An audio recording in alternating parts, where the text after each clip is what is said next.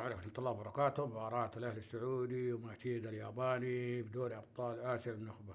ساعة المباراة حضرها جمهور غفير جدا من جماهير النادي الأهلي، ما شاء الله تبارك الله، حضور غفير وكبير من جماهير النادي الأهلي. تبدأ مباراة بحاجة غريبة صراحة، لما شفت الحكم الأوزبكستاني مشانا، بس الحكم الرابع الصيني المرتشي ومعاه صديقه المرتشي الثاني، قلت صراحة الأهلي رايح يعاني في المباراة.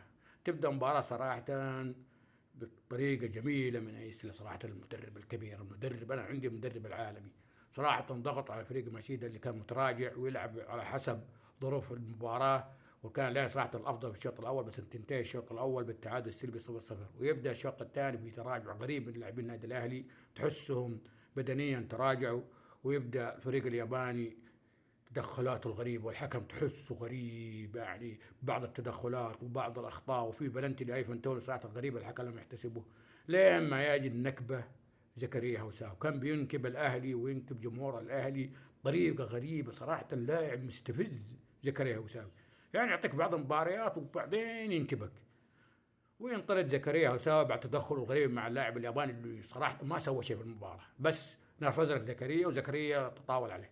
المهم بعد الياباني صراحة بدأ خطورة كبيرة على فريق الأهلي، وكان بيهدد النادي الأهلي، بس الحمد لله مندي تصدى أغلب الكور لينتهي الشوط الثاني بالتعادل السلبي 0-0، ويبدأ الشوط الثاني بعد دخول البريكان، وكورة جميلة صراحة من محرز تتعدى لاعبين الفريق الياباني وتاجي عند كيسي، وترتد منه أيضا لتاجي عند اللاعب الكبير فراس البريكان اللي سجل الهدف الأول النادي الأهلي في الشوط الإضافي، العازف الكبير فراس البريكان، ما شاء الله تبارك الله على فراس البريكان.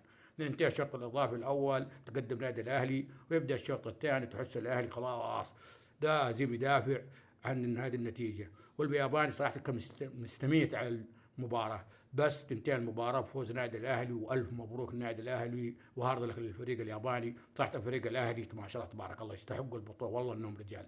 صراحة الرئيس النادي الأهلي صراحة كفو، ما سمع لبعض الهوامير الأهلاوية باستغناء عن إيسلا وبعض اللاعبين الأهلاويين، استمر على اللعيبة وضاف عليهم كم لاعب، وشوف النتيجة إيش حصلت، ما شاء الله تبارك الله. صراحة كفو على رئيس النادي الأهلي، مش بعض زي بعض الرؤساء اللي صراحة زبالة.